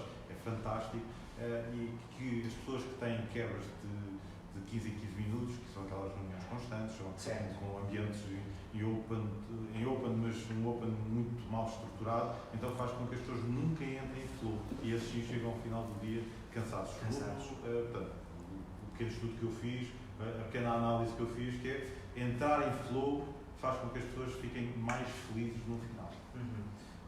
Mas há aqui, depois há, para baralhar um bocadinho as coisas. Eu estou a ler agora um livro que se chama qualquer coisa, o título é qualquer coisa como Reflexões Ociosas de um Verdadeiro Ocioso. Jesus. Foi escrito no início do século passado, século XX, de um humorista britânico. E há lá uma passagem que eu é na primeira ou na segunda página, mas não me esqueci, que é o ócio. Ele diz, há por aí muitos preguiçosos, mas um preguiçoso não é a mesma coisa que um ocioso. Um verdadeiro ocioso é um mestre na sua arte. Esta é a primeira mensagem. E na segunda página, ou na página a seguir a esta, tem outra ideia que me faz muito sentido, que é os momentos de ócio só são, ele diz que são como os beijos, só são bons quando são roubados. Esta ideia. E de facto, a ideia é só aproveitamos realmente o tempo de ócio quando estamos muito ocupados. Porque ele depois conta uma história, ele teve uma doença também, e obrigou a estar umas termas durante um mês ou o que foi, e ele diz que esse foi um momento de ócio, tédio, que ele odiou. Os que ele gostava eram aqueles que ele conseguia criar, aos olhos dos outros sendo preguiçoso, mas para eles não era preguiça, ele estava a forçar-se a ter momentos de ócio. E eu acho que, de certa forma, acho que tu tocaste há pouco nesse ponto, de nas indústrias criativas e artísticas, isso ser mais permitido. Eu sou artista, eu preciso ter tempo para pensar e para criar. Mas se eu for para uma pessoa que está a trabalhar num escritório de uma empresa, cujo trabalho também implica criatividade e, quem sabe, até uma dimensão estética, porquê é que não é permitido essa pessoa estar com tempo a pensar e para criar? Claro. Por exemplo, os argumentistas das novelas trabalham numa área criativa, não? Mas têm que criar argumentos. Eles não gozam, eles trabalham em fábrica. Eles estão 24 horas por dia a produzir, porque o produto, como vocês sabem, tem essa natureza, o ritmo é acelerado, é forçado, há uma preocupação em produzir constantemente conteúdo, e conteúdo que é novo e que tem que ser atualizado, e que tem que ser relevante, e que tem que ser manuseado, e que tem que ser mais pronto. E então, eles trabalham numa espécie de fábrica, pronto. É a mesma coisa que os atores que estão a gravar ali 12 horas ou 14 horas seguidas, e que gravam 50 cenas ou 60 cenas por dia, como a Rita Pereira, por quem eu tenho o maior respeito do mundo. E não digo isto com nenhuma arrogância, estou mesmo a falar a sério. Porque é uma mulher que está a gravar quase 20 horas seguidas e que dizem dela, como adjetivo positivo, é uma máquina. Portanto, como se isso fosse uma coisa boa. E estamos a falar da máquina que ela é produzir emoções humanas criativas. Portanto, é uma máquina que reproduz e representa emoções humanas que são criativas, que para aquele produto funciona. E é muito contrastante. Eu não a conheço pessoalmente, nunca falei com ela, mas falei com outras atrizes e, a propósito, agora, não sei se vocês viram, saiu uma notícia do Expresso hoje, o que é que foi? Vai há 2 horas. Bom, agora há mais. Do ator da Guerra dos Tronos que entrou em burnout. Pronto. Agora está numa clínica de reabilitação por causa de stress, abuso de álcool, por aí fora. E entrevistaram uma data de atrizes portuguesas, uma delas foi a Maria João Luís, e essa sim eu conheço, e que pronto, ela dizia isso, que é, os atores não são nem mais nem menos especiais do que as outras pessoas que trabalham em áreas diferentes, pronto. E que às vezes também estão sujeitos à mesma pressão, ao mesmo rigor, ao mesmo critério da produtividade e têm que trabalhar esse número de horas exagerado e pronto. E a pergunta que lhe faziam é, mas há mais risco do burnout porque trabalham matérias criativas ou matérias humanas, não é? Porque se eu estiver numa fábrica a repetir o mesmo movimento, posso chegar a um grau de exaustão. Claro que sim. Mas se eu estiver que repetidamente chorar durante 20 horas seguidas, se calhar a consequência disso é pior para o meu corpo, não é? Portanto, se é mais legítimo entrar em burnout ou não, se há mais risco e por isso tem que trabalhar menos horas. Alguém ia fazer uma pergunta? Eu vi. Sim.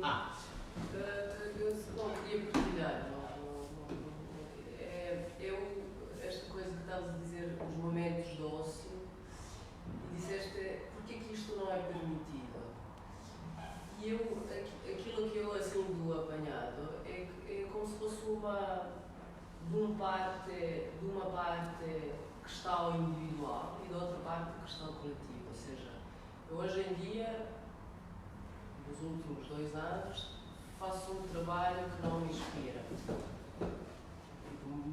Grande parte do trabalho é bastante técnico. Só que eu acho que nunca ouvi tanta música como nos últimos 2 anos. Ou seja, acho que já me tornei, lembro-me as alturas, pronto, na casa ouvia-se, na minha casa ouvia-se imensa música, mas depois, pronto, ficas agarrado numa banda. Agora faço um DJ, para mim, é impressionante, mas com uma dedicação, e se isto é permitido, ninguém me permite, desde que eu faço o meu trabalho, mas é aquilo que tu estavas a dizer, é a mistura de trabalho e lazer que de alguma maneira também pode ser a tua questão individual, como entrar em burnout não é pelo menos eu vejo como uma doença mental que tem muito a ver com o individualismo, com a questão de não partilhares na altura certa, que estás farto, ou seja, é como se fosse nós temos como as consequências da revolução industrial e do liberalismo o foco em competitividade, em sucesso material ou qualquer, os japoneses se calhar não é sucesso material, mas mesmo dedicação para trabalho e uma certa autossuficiência que tu consegues mostrar que és capaz de fazer e ainda mais e no fim acontece o burnout. Mas também do outro lado tu próprio consegues encontrar várias estratégias para te descompensar. Portanto, isto é um bocadinho, vocês aqui pelo menos em Portugal fazem almoços de 1 hora ou às vezes 2 horas. No contexto sérbio, ou por exemplo holandês onde eu vivi, 2 horas para almoço. Mas depois faz-se a questão que toda a gente vai 5 horas, 5 horas. Portanto, e eu tenho aqui almoços lindos e depois volto a trabalhar e não trabalho nada porque já me dediquei tanto espaço para fazer almoço que sabem o que portanto também é um bocadinho tu também disseste que eu não tenho respostas por isso que pronto, para esta coisa, mas isto que tu estás a fazer também é uma resposta, não é? E esta coisa de ideia de 3 dias vamos não trabalhar e contar as histórias, com certeza foi a ideia do... não sei, mas se emergiu como uma ideia pessoal. Ou seja, pronto, uma tua ideia, uma ideia de um...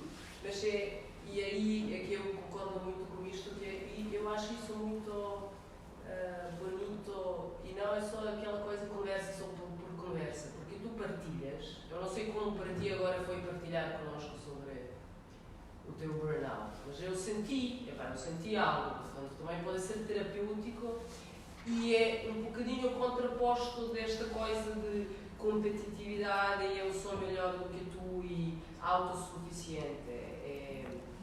São histórias e fiquei muito curiosa que tipo de histórias que vocês andaram a escrever, se são pessoais, são dedicados ao trabalho, mas eu acho que a leitura é um bocadinho contar histórias. A política também é uma narrativa que contrapõe outra narrativa, portanto nós somos todos, isto vai ser a última coisa, portanto é um bocadinho esta cena contraposta, tipo nós da perspectiva individual o que somos capazes de fazer, de nos reinventar nesta maluquice e ser criativos, mas do outro lado também nutrir mais o coletivo através da partilha e das histórias, porque é interessante. Eu fiz um trabalho onde eu não sei se eu já te contei, onde fomos pedidos para trazer as fotografias da nossa vida inteira, do nascimento até agora, e baseado nestas fotografias escolhidas por nós, a contar a história sobre a nossa vida. Primeiro é muito, muito difícil. De repente fazer um rewind e postar toda a história. Mas para mim foi muito... Até poderia ser uma coisa muito gira para o Way Beyond, mas pronto. Mas para mim foi muito interessante porque aquilo que tu... a maneira como tu contas a tua vida faz toda a diferença. Eu posso contar a minha vida de um modo muito black, bombardeamentos, Sérvia, os pais divorciados, ou posso contar, portanto, eu acho que nós estávamos a fazer isto quando estávamos a contar a história, quando estávamos a partilhar, é como se fosse uma das coisas que já que estamos a partilhar e que eu sinto que deveria ter partilhado quando abordei a questão do burnout e não vos disse é a bem da honestidade. Uma das coisas que eu mais senti foi vergonha. E eu explico-vos porquê. Porque ouvi, e está na entrevista do Expresso, ouvi por parte do médico a seguinte frase: pronto, há umas pessoas que aguentam, outras que não.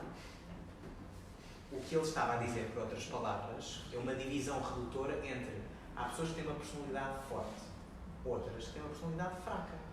Portanto, nesse sentido, eu era culpado pela minha própria fragilidade, de não ter aguentado aquilo. E eu sinto-me no dever de partilhar isto, porque, em última análise, aquele pensamento depois também não foi bem e ainda bem que não o alimentei com isso. Eu tenho pena porque há muitos psicólogos, eu conheço muitos que utilizam este género de expressões. E isto culpabiliza as pessoas pelo burnout. Isso não é saudável.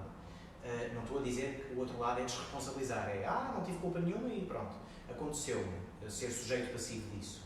O que eu estou a dizer é, eu sinto o dever de contar esta história porque não é exemplo de nada, a não ser do meu próprio burnout, mas o que eu acho que em última análise foi bom foi pensar assim: o que é que funciona comigo, na minha lógica? Se funcionar comigo, ser absorvido numa cultura, numa organização em que eu consigo trabalhar durante 9 horas, ótimo, então eu posso fazer isso. Se não funcionar, então eu não sei se o preço que tenho a pagar não é demasiado elevado para o fazer. Porque depois o que acaba é por queixar-me. À segunda-feira é uma tortura para mim, sexta-feira é o meu melhor dia. E depois enfrasco-me em álcool para ficar o mais dormente possível e ser um zombie. Convido-vos a sair sexta-feira à noite ao Cais de Sodré. É Walking Dead. Não estou nem a brincar. É tipo Walking Dead, que a malta a adormecer. E será que isso é bom? Será que não? É um convite a essa reflexão.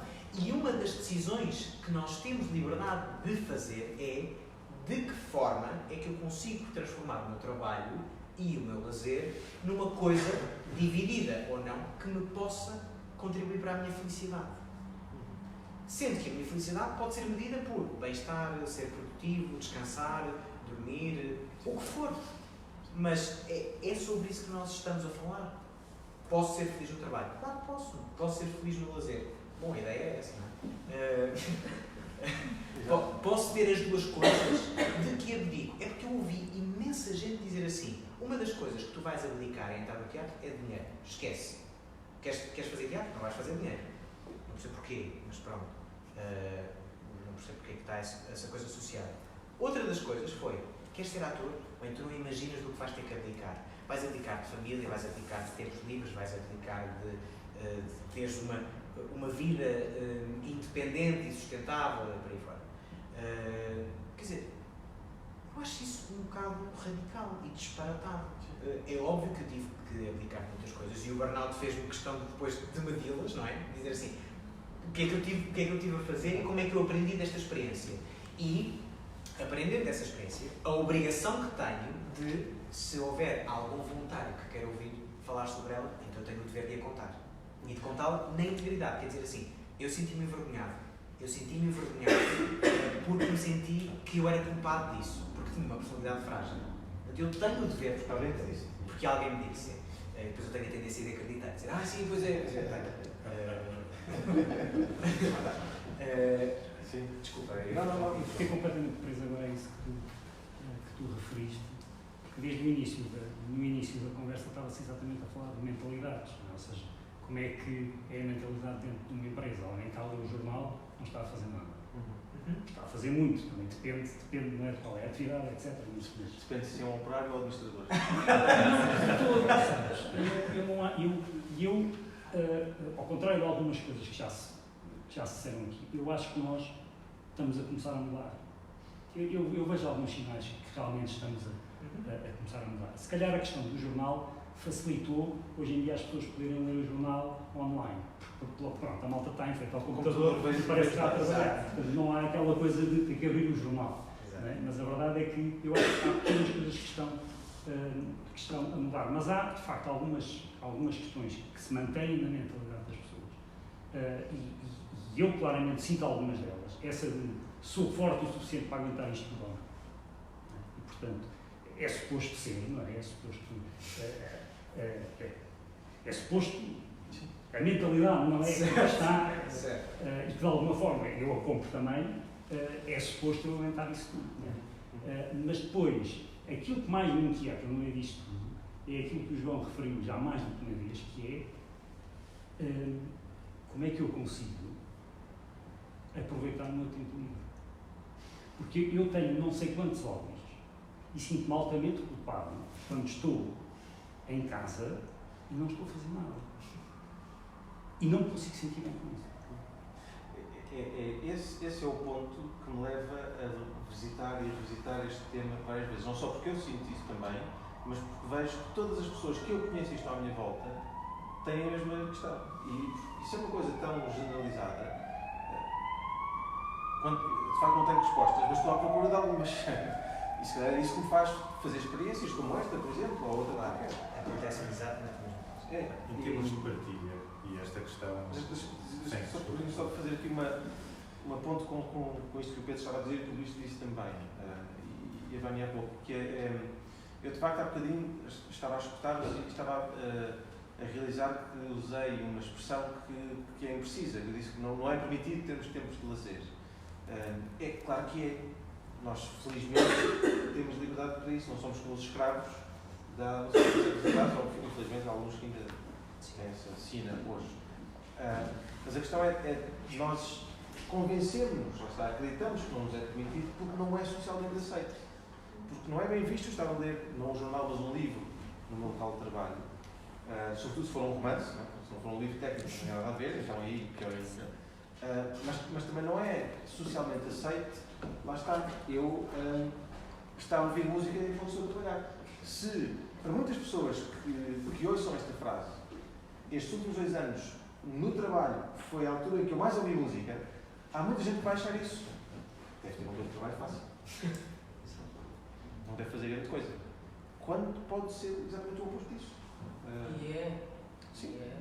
Assim, agora falta dizer, isto é verdade. Olha, sim, desliga a câmera.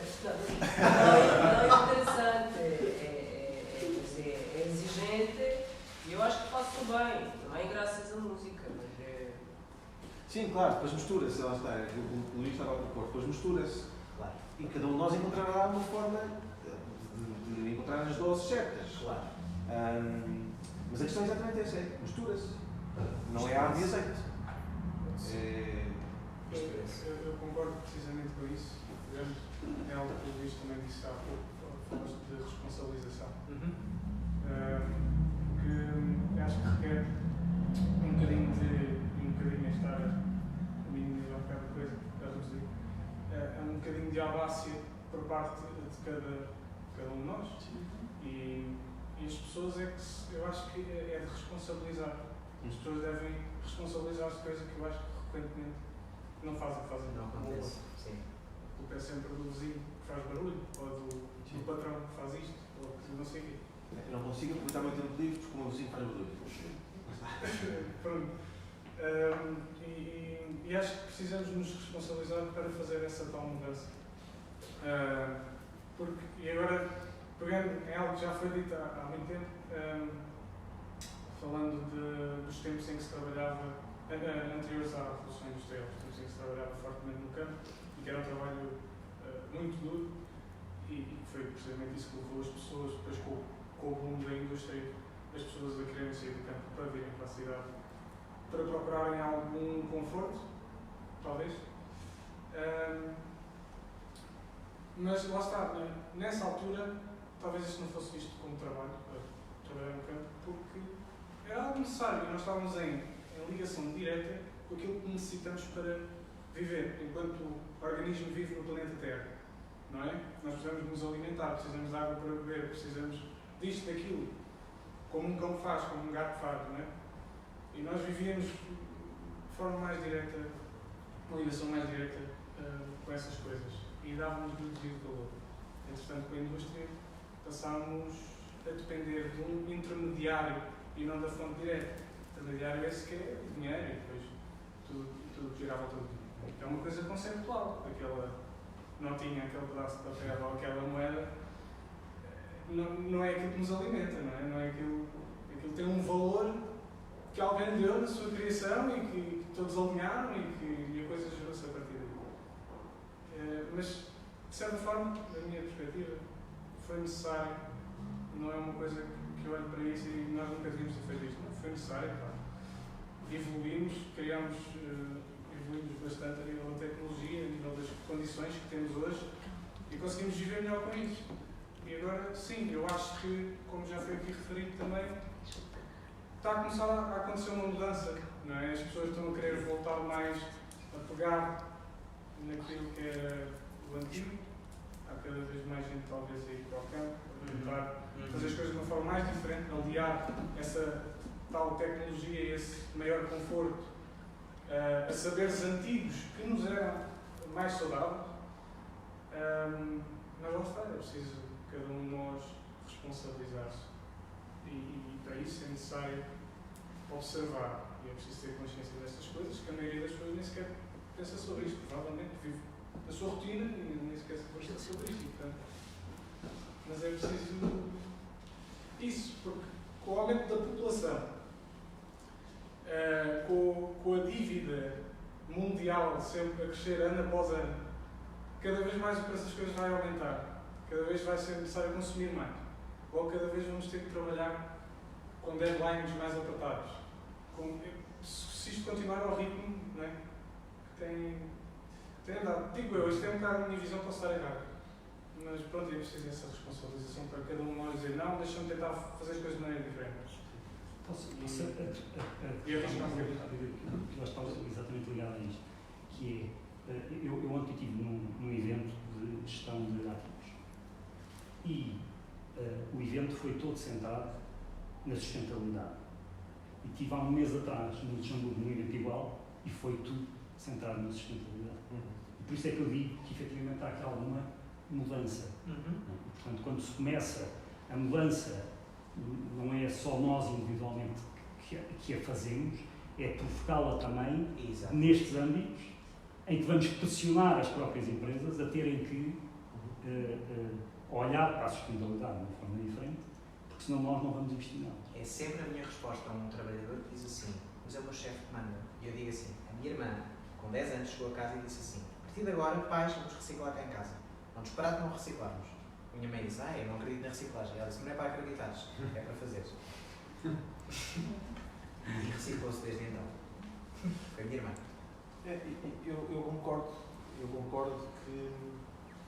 que alguma coisa está a mudar. Eu também vejo isso, pelo menos. Mas ainda há uma grande. Para mim, a maioria das pessoas ainda não estão. Ouvem as palavras de sustentabilidade e tudo mais, mas ainda não estão lá. Ainda não conversaram o suficiente, se calhar, sobre isto, ainda não pensaram o suficiente, se calhar, sobre isto. Porque também, ao mesmo tempo, encontro os tais movimentos, por exemplo, do empreendedorismo, que está muito na voga agora, que está a suportar-se em posições e ideais antagónicos. Silicon Valley transformou, por exemplo, a meditação num negócio de bilhões. Tudo bem, mas não deixa de ser um negócio. Está sempre nos mesmos paradigmas. Até estes aparentes ou reais paradoxos que se estão a gerar também podem ser dores de crescimento. Assumo que podem ser. Mas, de facto, acho que ainda estamos muito longe de seja o que for, porque se calhar nunca tivemos um sistema que fosse realmente bom. Agora, o que eu acredito é que não é sustentável, e é uma crença, como outra qualquer, portanto é discutível, não é sustentável, do ponto de vista individual, vivemos com esta relação com o trabalho. Daí os burnouts e a prevalência deste tipo de doenças associadas ao stress, à ansiedade e tudo mais. E também, isso não é do ponto de vista individual, não é do ponto de vista coletivo, nem social, nem cultural. Porque se a sociedade é feita de pessoas e a cultura é feita de pessoas, e se as pessoas estão a ficar doentes, o resto vai ficar doente, vai espalhar-se. Claro. Portanto, alguma coisa vai ter que mudar, de facto. Agora, estava aqui à procura do nome em português, alguém me ajuda, o salário Nacional. Não. Sim, o rendimento básico universal. Sim, que quem está a promover essa ideia diz que é uma das soluções para exatamente o que estamos a falar, que a pessoa fica, a ideia, toda a gente recebe, por exemplo, 1000 euros. Toda a gente, rico, pobre, doente ou não doente, toda a gente recebe 1000 euros e depois, se a pessoa quiser comprar um Ferrari, vai ter que ir trabalhar, se a pessoa não quiser fazer nada e consegue pagar com 1000 euros, e isto vai fazer com que, por exemplo, profissões que sejam mais chatas, apanhar o lixo, comecem a ser realmente bem pagas, porque ninguém quer fazer porque é a última opção.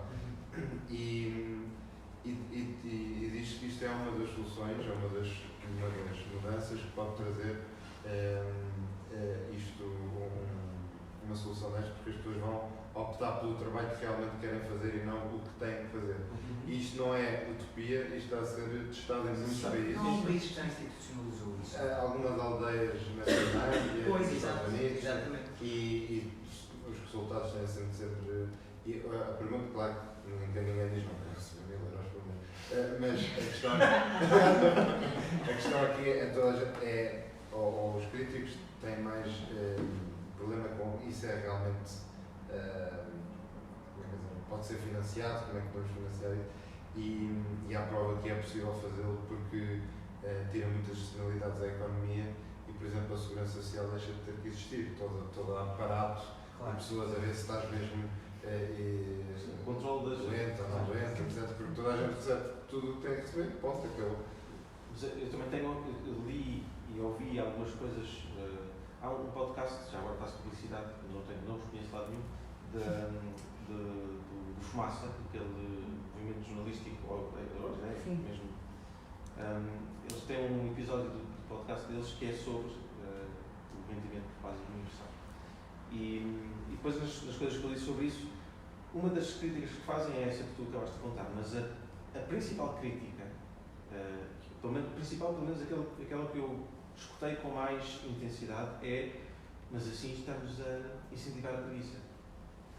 Sim, já vai exatamente ao início da conversa. Sim. Assim estamos a incentivar os preguiçosos. Então? E há outra questão que ainda vai ser ainda mais problemática no futuro, que tem a ver com a automatização cada vez maior das produções. E também se fala que o rendimento básico universal para toda a gente há de ser a única solução, porque vai haver muita gente sem trabalho. Não vai haver. Tocaste num ponto que por acaso não surgiu em nenhuma das nossas conversas anteriores sobre o tema, mas fez-me tocar as campainhas agora, que é na Revolução Industrial, pouco tempo depois, dizia-se que na década de 40, 50 as pessoas iam trabalhar menos de 30% do que trabalhavam. Nas décadas dessa altura as pessoas trabalhavam mais. E na década de 50, 60 dizia-se que agora as pessoas praticamente não iriam trabalhar, estava tudo entregue aos robôs e às máquinas, etc. Não está a acontecer ainda. Hoje diz exatamente o mesmo e diz que é daqui a 5 anos. Eu quero ver o que é que vai acontecer daqui a 5 anos. Estamos a trabalhar menos noutras coisas. Eu não sei até que ponto é que essa previsão da redução dos postos de trabalho não é apenas, digamos, analisando a coisa da seguinte forma. As coisas estão como estão agora, funcionam desta maneira. Sim. Se amanhã passa a ser tudo feito por máquinas, claro, as pessoas que estavam a fazer isso ficam na rua. Mas normalmente não acontece assim. Quando surge uma nova tecnologia, com isso surgem também novas possibilidades e novos trabalhos. Existe toda uma data de possíveis carreiras laborais agora que não existiam há 5 anos atrás. Nós, de facto, somos muito bons em montar trabalhos da treta. Há toda uma linha de trabalho de investigação sobre isso. Tu és muito mauzinho, não é só trabalho. Não encontramos só trabalhos da treta, também encontramos trabalhos. Não. Eu não sei. Fixe, bons. Sim. Nós somos, além disso, nós somos muito bons a criar trabalhos da treta. há todo, vocês se pesquisarem na net, há toda uma linha de investigação, agora muito recente, do ano passado, sobre os diretores criativos. O que é isso, um diretor criativo?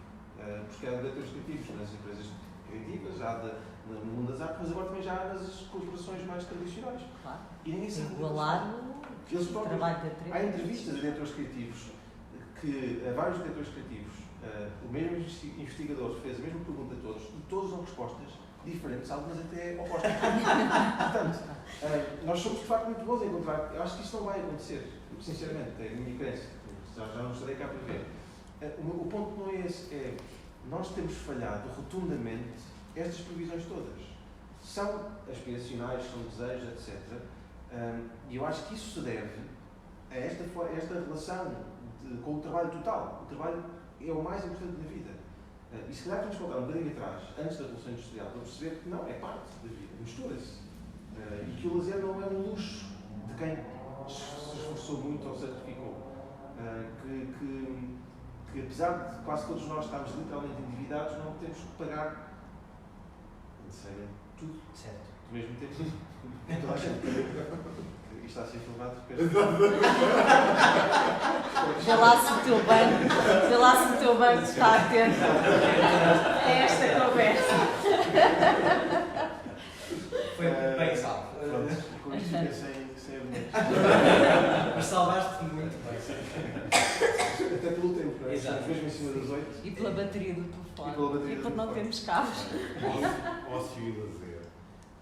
Eu tenho visto com os meus amigos e mesmo aqui que temos uma tendência de falar sobre o trabalho, temos uma tendência para gerir o tempo, temos uma tendência para saber como é que fazemos mais tarefas naquele tempo, a otimização, a produtividade. E eu venho de uma experiência profissional, já com quase 30 anos, em que no tempo de engenharia eu trabalhava 7 horas por semana e os tempos que arranjava mortos era para beber uma cerveja com os amigos, ter umas namoradas e tal, mas eram em função, chegava sempre atrasado e fazia, as outras pessoas tinham que fazer a vida em função dos meus buracos. E que realmente uma das coisas que quando comecei a refletir pela vida nos meus 20 e muitos 30 anos, houve uma coisa que hoje posso traduzir em produtividade. Produtividade, se calhar as minhas 24 horas. Mas a produtividade, se calhar com uma definição diferente daquilo que estamos a falar aqui, não só associada ao trabalho, associada às 24 horas. Quando vou dormir, eu sei que a partir de uma certa altura eu não consigo ter noção da segunda respiração, porque estou a dormir. Eu apago na segunda respiração. Pode ser emocional ou não, mas uma coisa que apago e fico logo ali a ressonar já profundamente e aquilo entra ali num switch off. Mas o que acontece é que aquele tempo em que eu estou lá a dormir, sejam 4 horas e meia, são os 3 ciclos no mínimo, sejam 6 horas, que normalmente é o que acontece, acordo bem disposto e faço as coisas bem. Mas houve uma disciplina para que quando eu vou fazer aquele tempo não ponho-me ali nem treta de estar ou a tentar ler ou a tentar fazer coisas, não, vou para lá mesmo para dormir e acabou. Quando acordo, sei que acordo e eu digo, tenho uma expressão, quando eu acordo eu consigo fazer o integral. Se eu consigo fazer o integral, a minha mulher precisa de mais uns minutos,